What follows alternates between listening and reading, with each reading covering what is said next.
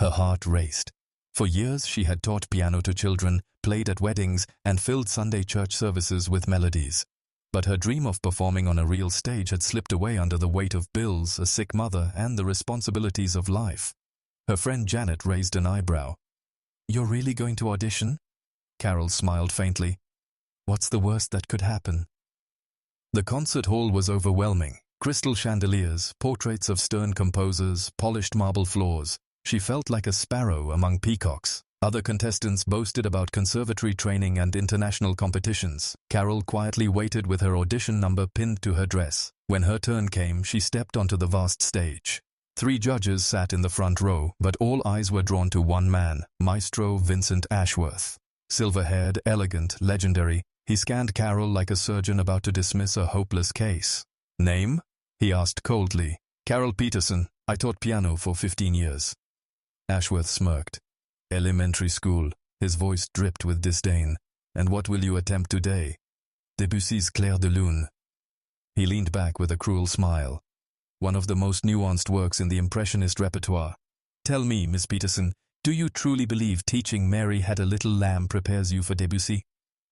The words stung, but Carol drew strength from memories of her grandmother, who first placed her tiny hands on piano keys and whispered, "Music isn't about impressing. It's about letting the world see your soul." "I believe music speaks through those who let it," Carol said softly. Ashworth chuckled. "How quaint. Very well. Play." The hall fell silent. Carol closed her eyes, took a breath, and began. The first notes floated like liquid moonlight.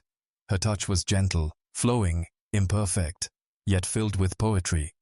She didn't just play Debussy. She painted with sound. Moonbeams shimmered, water rippled, clouds drifted, all through her fingertips. The maestro's smirk faded. He leaned forward. The other judges stopped writing, their pens frozen mid-air. By the final notes, the hall felt transformed. The silence after was thick, sacred. Ashworth's voice had lost its sharpness. "Where did you study?" "State College," Carol answered simply. "But my real teacher was my grandmother." The maestro's eyes softened. "Play something else." Carol hesitated. "It's not classical, it's something I wrote years ago."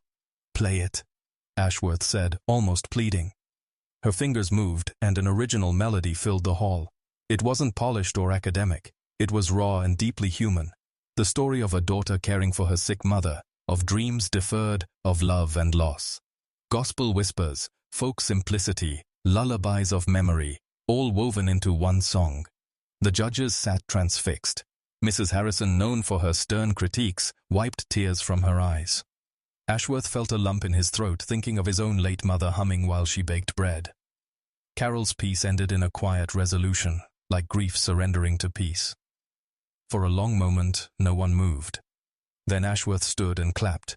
Genuine, unrestrained applause. "Magnificent," he whispered. "Where have you been hiding?" Carol smiled faintly. "I wasn't hiding, I was teaching, living."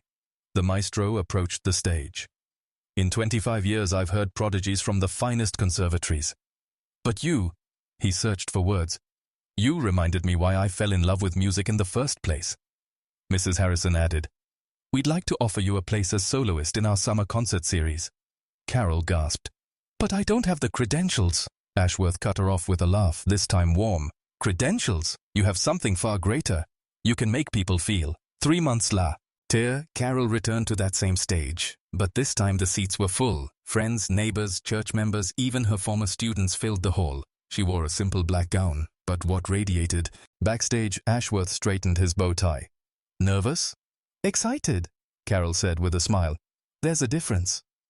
When she walked on stage, the audience erupted in applause before she even touched the keys. She spotted a little girl in the crowd, eyes wide, leaning forward with wonder, just as she once had at her grandmother's piano.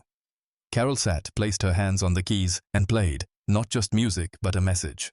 Dreams deferred are not dreams denied. The most extraordinary talent can come from the most ordinary people.